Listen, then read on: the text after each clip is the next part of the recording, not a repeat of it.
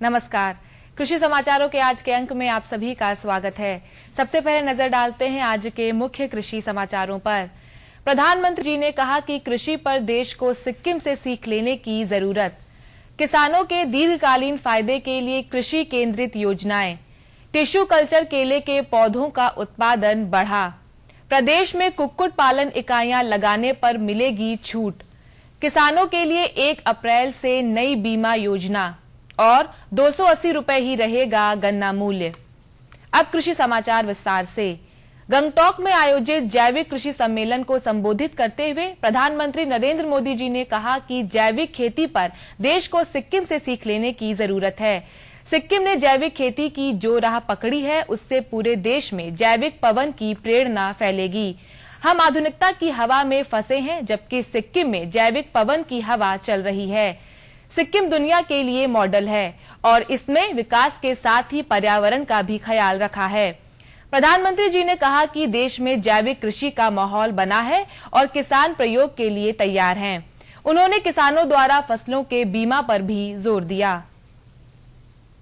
केंद्रीय कृषि मंत्री राधा मोहन सिंह जी ने कहा कि किसानों के दीर्घकालीन फायदे के लिए कृषि केंद्रित योजनाएं शुरू की गई हैं। सतत कृषि एवं किसान विकास पर गंगटोक में हुए एक राष्ट्रीय सम्मेलन में उन्होंने कहा कि मृदा स्वास्थ्य कार्ड, नीम लेपित यूरिया योजना, प्रधानमंत्री कृषि सिंचाई योजना जैसी महत्वाकांक्षी योजनाओं से देश भर के किसानों को फायदा होगा। उन्होंने कहा कि पहले इन योजनाओं में खामियां थीं, जिन्हें कई मंथन के बाद दूर कर लिया गया है और जिसकी वजह से ही ये योजनाएं और अधिक फायदेमंद हुई हैं। संवाद की आवश्यकता पर उन्होंने कहा कि इस तरह के सम्मेलन फलदायी बातचीत, चर्चा और विचारों के लिए एक मंच उपलब्ध कराएंगे। केले की बढ़ती खपत और किसानों की मांग को देखते हुए बायोटेक पार्क ने टिश्यू कल्चर पौधों की उत्पादन क्षमता बढ़ाकर 20 लाख पौधे प्रतिवर्ष कर दिए हैं। इसके साथ ही अनार, आलू और जरबेरा के पौधों का उत्पादन भी जल्दी ही शुरू किया जाएगा। बायोटेक पार्क में टिश्यू कल्चर पौध उत्पादन इकाई राष्ट्रीय प्रमाणन प्रणाली के अंतर्गत भारत कंसोर्टियम इंडिया लिमिटेड से मान्यता प्राप्त हैं। यहाँ उत्पादित G9 पौधे वायरस रहित हैं। इनसे केले की बेहतर पैदावार मिल रही है और इसलिए प्रदेश सरकार ने इस किस्म के केले को बड़े पैमाने पर पैदावार करने के लिए राष्ट्रीय बागवानी मिशन के लिए चुना है। प्रदेश सरकार ने कुक्कुट विकास नीति 2013 के तहत 10,000 पक्षी क्षमता के कमर्शियल लेयर्स इकाइयों की स्थापना पर निर्णय लिया है।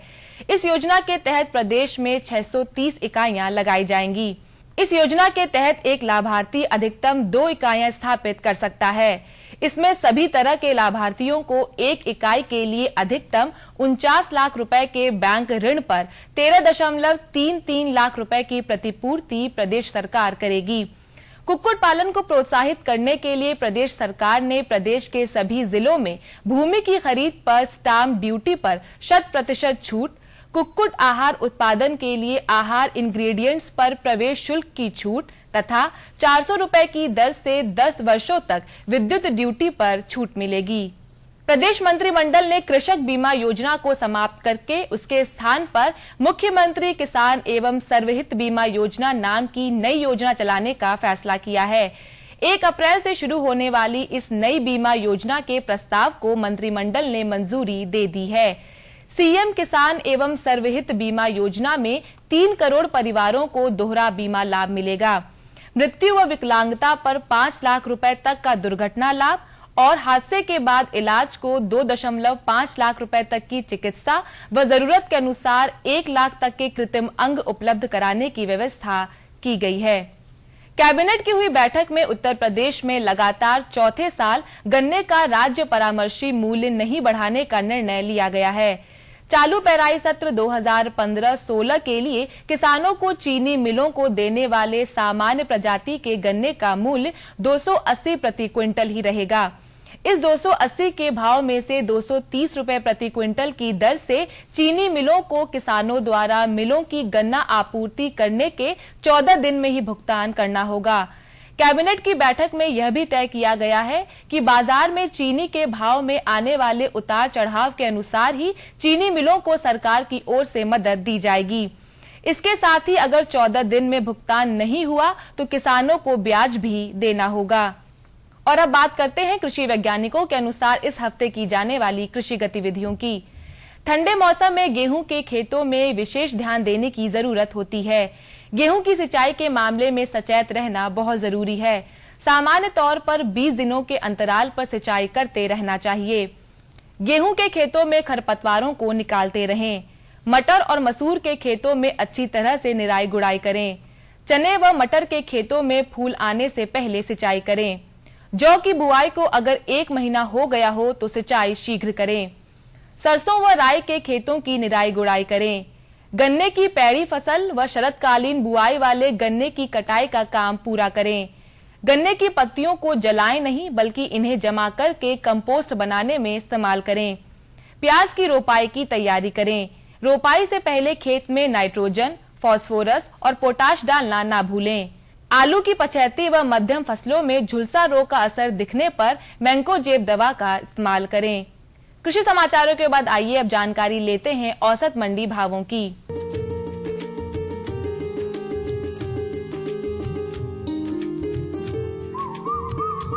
धान लखनऊ की मंडी में 1415 रुपए, लखीमपुर की मंडी में 1405 रुपए, फैजाबाद की मंडी में 1450 रुपए, हरदोई की मंडी में 1415 रुपए और शाहजहांपुर की मंडी में 1360 रुपए प्रति क्विंटल रहा।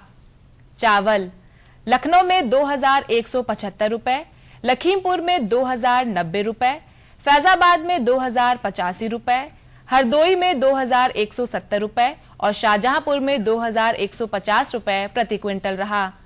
गेहूं लखनऊ में 1650 रुपए, लखीमपुर में 1650 रुपए, फैजाबाद में 1580 रुपए, हरदोई में 1590 रुपए और शाहजहांपुर में 1540 रुपए प्रति क्विंटल रहा।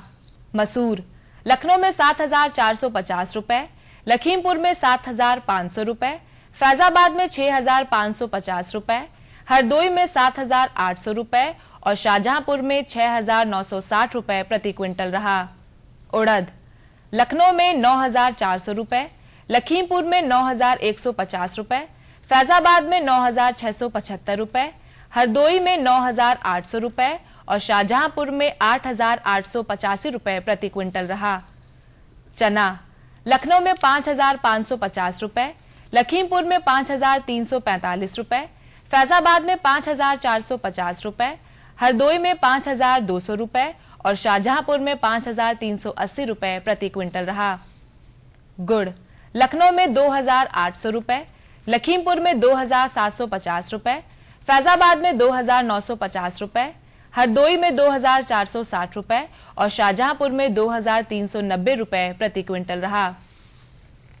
आलू लखनऊ में 575 रुपए, लखीमपुर में 520 रुपए, फैजाबाद में 510 रुपए, हरदोई में 370 रुपए और शाहजहांपुर में 400 रुपए प्रति क्विंटल रहा। टमाटर लखनऊ में 1500 रुपए, लखीमपुर में 1500 रुपए, फैजाबाद में 1300 रुपए, हरदोई में 1420 रुपए और शाहजहांपुर में 1740 रुपए प्रति क्विंटल रहा। प्याज लखनऊ में 1420 रुपए, लखीमपुर में 1200 रुपए, फैजाबाद में 1350 रुपए, हरदोई में 1450 रुपए और शाहजहांपुर में 1160 रुपए प्रति क्विंटल रहा। बैंगन लखनऊ में 950 रुपए, लखीमपुर में 415 रुपए, फैजाबाद में 700 रुपए और शाहजहांपुर में 600 रुपए प्रति क्विंटल रहा। मटर लखनऊ में 2400 रुपए, लखीमपुर में 1500 रुपए, फैजाबाद में 2400 रुपए और शाहजहांपुर में 2150 रुपए प्रति क्विंटल रहा। तो किसान भाइयों, ये थे आज के कृषि समाचार और औसत मंडी भाव। अगले अंक में हम फिर आपके लिए लेकर आएंगे कृषि जगत से जुड़ी नई नई जानकारियां। तब तक के लिए हमें दीजिए अनुमति। नमस्कार।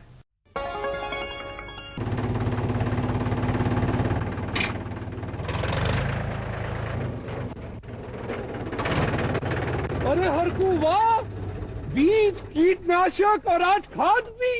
अरे इतना खर्चा कहाँ से? अरे खर्च की चिंता किसे है, मेरे पास है ये किसान क्रेडिट कार्ड। कार्ड? अरे बैंकों द्वारा जारी इस कार्ड से किसान उसकी सीमा तक की रकम कभी भी बैंक से निकलवा सकता है। और खेती बाड़ी की सामग्री कभी भी खरीद सकता है। तो हर को भैया एक कारण मेरे लिए भी।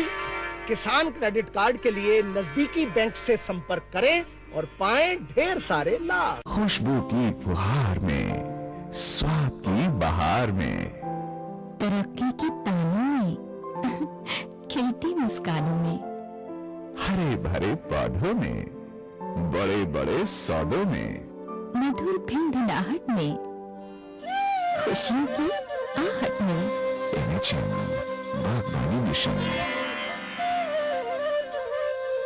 हमारी चाहत, आपकी मुस्कुराहट।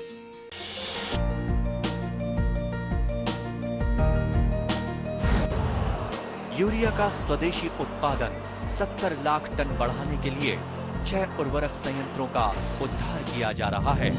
FCIL के गोरखपुर, सिंदरी, तलचर और रामागुंडम संयंत्र, HFCL की बरौनी इकाई और BVFCL की नामरू फोर्थ।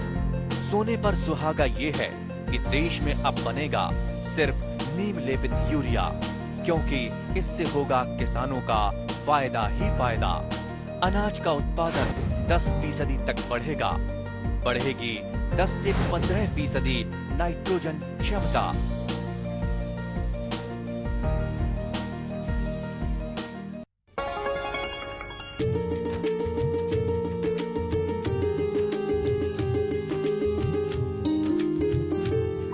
किसान भाइयों नमस्कार। कृषि समाचारों के बाद कार्यक्रम में आप सभी का स्वागत है। भाइयों, आज हमारे कार्यक्रम में मोतीलाल सिंह जी हैं जो ग्राम लोढ़वा, जमालपुर, डिस्ट्रिक्ट मिर्जापुर से हैं। मोतीलाल जी, कार्यक्रम में आपका स्वागत है। मोतीलाल जी, हम ये जानना चाहेंगे कि इस समय जो समय चल रहा है, यानी रबी का सीजन जो चल रहा है, उसमें आप कौन सी फसल की खेती किए हुए हैं और किस विधि से करते हैं? इस समय रबी में मुख्य रूप से गेहूं का फसल हम लोग बोते हैं, जबकि गेहूं की बुवाई हो चुकी है। गेहूं की बुवाई 2 प्रकार से हम लोग कर रहे हैं। कौन कौन सी विधियां हैं? एक तो परंपरागत ढंग से जी, और दूसरा वैज्ञानिक दृष्टिकोण से जीरो टिलेज विधि से। थोड़ा मोतीलाल जी आप बताएं कि जीरो टिलेज विधि जो है ये क्या है और इससे कैसे बुआई आप करते हैं? जैसे जीरो टिलेज एक मशीन है, उसमें जितना किलो प्रति एकड़ बीज डाल देते हैं एक खाने में और दूसरे खाने में DAP खाद इसलिए डालते हैं कि वह बनने नहीं पाता है, हर खाने से बराबर जाता है। तो आप ये समझ लीजिए विनय जी कि 2 प्रकार से जो खेती होती है, जैसे 1 एकड़ के लिए पहले खेत हम तैयार कर लेते हैं, उसमें 100 kilo urea, 50 kilo DAP, 10 kilo potash, 5 kilo zinc और न्यूट्रीमेंट के हिसाब से 1 किलो सल्फर ले लेते हैं जी। जिसमें बोते वक्त गेहूं की जब बुवाई हम करते हैं तो यूरिया की आधी मात्रा और DAP की पूरी मात्रा, जिंक की पूरी मात्रा और पोटास की पूरी मात्रा डाल देते हैं।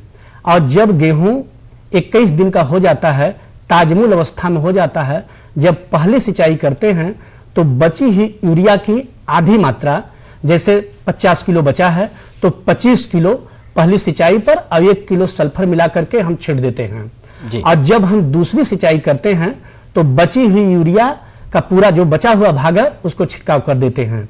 और मोतीलाल जी, सिंचाई के बीच में एक बात और आती है खरपतवार नियंत्रण की। जी। कई बार गेहूं में कुछ चौड़ी पत्ती के खर, कुछ सकरी पत्ती के खर हो जाते हैं। जी। क्या इस तरह की आपकी कोई समस्या होती है और होती है तो कैसे निपटते हैं? जी, जैसे चौड़ी पत्ती का जो खरपतवार होता है तो उसमें 2,4-D सोडियम साल्ट एक दवा आती है जी, जिसको 2,4-D भी कहते हैं। 2,4-D, जिसको 1 पैकेट लेकर के करीब 300 से या 350 लीटर पानी में घोल करके 1 एकड़ में छिड़क देते हैं। यदि जो गेहूं की मम्मा जो होता है, गुल्ली डंडा भी कहते हैं उसको आइसोप्रोट्रान नाम की एक दवा है, उसको ले लेते हैं। एक डब्बा जो 500 ग्राम का होता है 1 एकड़ के लिए पर्याप्त होता है। 300 से 350 लीटर पानी में मिलाकर छिड़क देते हैं। या किसान भाइयों को सलाह दी जाती है कि यदि दोनों दवा का एक सोल्यूशन आ गया है, जो सल्फोरान नाम से एक दवा होती है, जिसमें 17.5 ग्राम का एक पैकेट पाउच होता है, उसको मिला करके यदि छीड़ देते हैं किसान तो पूरा खरपतवार समाप्त हो जाता है। बहुत बढ़िया बात अब आपने बताई कि इस तरह से खरपतवार नियंत्रण भी आप करते हैं। मोतीलाल जी, एक बात और कि आपने बताया कि परंपरागत खेती आप गेहूं की इस तरह से करते हैं, जो आप नई विधि बता रहे हैं, तो उसमें क्या अंतर है परंपरागत खेती में और नई विधि में? क्या फायदे हैं किसान को? जैसे शासन के मंशा है, कृषि विभाग का मंशा है, कृषि विज्ञान केंद्र की मंशा है कि किसान अच्छे से अच्छे ढंग से खेती जी। करें। जैसे गेहूं में एक जीरो टिलेज मशीन आती है, तो जैसे जीरो टिलेज मशीन से खेती करने में ये लाभ होता है कि पहले 15 दिन पहले खेत बो दिया जाता है। जैसे हमारे तरफ जिस जिले में हम रहते हैं वहां पर थोड़ा लेट बुआई होती है, तो उसके लिए जीरो टिलेज बहुत कारगर है। क्या नमी ज्यादा रहती है? जी, नमी वाला खेत है, तो जीरो टिलेज ऐसे सफल है कि जैसे उसमें 2 खाना होता है। एक खाने में गेहूं का बीज जैसे 1 किलो प्रति एकड़ के हिसाब से हमको डालना होता है, गेहूं डाल देते हैं, और दूसरे में डीएपी खाद, अमोनिया खाद नहीं डीएपी खाद डाल देते हैं कि खानों में बंधने न पावे। और दूसरी बात यह होती है कि जैसे लाइन से जब जीरो टिलेज बोया जाता है तो यूरिया खाद रहता है तो गैस बनाता है, तो बीज जमने में थोड़ा परेशानी होता है। यदि डीएपी खाद होती है तो गैस नहीं बनाती है। और जीरो टिलेज से कई फायदे हैं। पहला फायदा है कि बीज कम लगता है, और दूसरा फायदा यह है कि खाद की मात्रा कम होती है, और तीसरा फायदा है कि इसमें पानी कम लगता है, और चौथा फायदा यह है कि गेहूं का पेड़ गिरता नहीं है। तो हम किसान भाइयों को यह सलाह देते हैं कि परंपरागत ढंग खेती से जीरो टिलेज खेती का प्रयोग किया जाए। इसमें कम से कम प्रति एकड़ किसान भाइयों को 4,000 रुपया लगभग मुनाफा भी हो सकता है। तो मोतीलाल सिंह जी, आपने बहुत बढ़िया बात बताई। अगर हमारे किसान भाई जीरो टिलेज का इस्तेमाल करते हैं तो गेहूं की अच्छी पैदावार लेंगे और साथ ही साथ उनका जो मुनाफा है वो भी बढ़ेगा। एक प्रश्न और, कहा जाता है कि खेती में पशुपालन का भी बहुत बड़ा योगदान होता है कि अगर किसान के पास पशु नहीं है या मजबूत पशुधन नहीं है तो खेती भी अच्छी नहीं होती।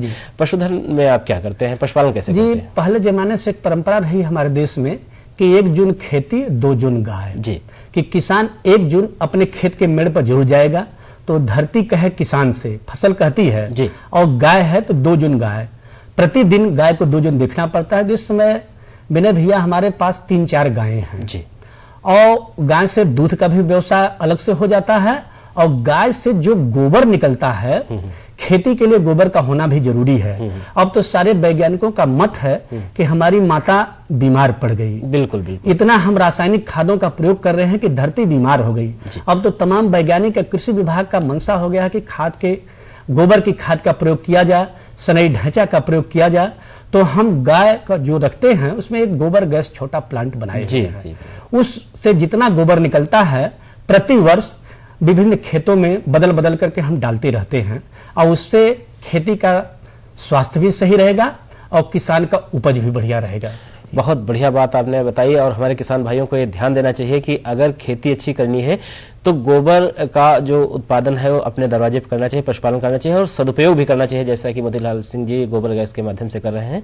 एक बात और हम पूछना चाहेंगे कि किसान वही सफल है जो बाजार कम जाए, कहने का मतलब अनाज और सब्जियां और फल उसके घर पैदा हो। तो क्या आप सब्जी और फल उत्पादन पर भी कुछ काम करते हैं? आपका प्रश्न बहुत सही रहा। स्वस्थ किसान वही बोलता है कि जो अपने पास सब पैदा कर ले। जैसे हमारे घर के बगल में 10 बिस्वा जमीन है जी, और उस जमीन को हम पूरा पाट करके ऊंचा बना दिए हैं। थोड़ा हमारा बाढ़ एरिया है, तो उसमें थोड़ा थोड़ा सब सब्जियां, आलू हुआ, गोभी हुआ, लहसुन हुआ, टमाटर हुआ, और कुछ वृक्ष भी जैसे आम के पेड़ हुए, अमरूद के पेड़ हुए, आंवला के पेड़ हुए, सब लगाए हुए हैं। थोड़ा थोड़ा हमको निकल जाता है, उससे थोड़ा मुनाफा भी हो जाता है। जैसे लहसुन की खेती हम लोग थोड़ा ज्यादा करते हैं जो मसालों में प्रयोग हो जाता है। तो खेती के साथ साथ जैसे आपने प्रश्न किया, खेती हो और बारी भी हो, बिल्कुल, और थोड़ा बागवानी भी हो, तो वही समचुत किसान बोलता है। तो हम तो किसान भाइयों को निवेदन करते हैं, आग्रह करते हैं कि थोड़ा खेती हो, थोड़ा बारी हो और थोड़ा बागवानी भी हो। तो विनय भैया आपकी कृपा से सब चीज किसान के पास होना चाहिए, वही स्वस्थ किसान कहलाता है। जी बिल्कुल। मोतीलाल सिंह जी, एक सवाल और कि आप इतनी अच्छे ढंग से खेती करते हैं, इतना मन लगाकर खेती करते हैं, वैज्ञानिक ढंग से खेती करते हैं, कभी आप कोई पुरस्कार प्राप्त किए हैं खेती के मामले में? जी, धान के अधिक उत्पादन के लिए 2010 ईस्वी में कृषि विभाग मिर्जापुर के द्वारा जिला कलेक्टर ने हमको प्रथम पुरस्कार दिया, जिसमें 3500 रुपये का चेक मिला। और 3 बार हमारे बगल में काशी हिंदू विश्वविद्यालय है, जहाँ के हिसाब से किसानों को, पूर्वांचल के किसानों को सम्मानित किया जाता है, उसमें 3 बार हमको सम्मानित किया गया।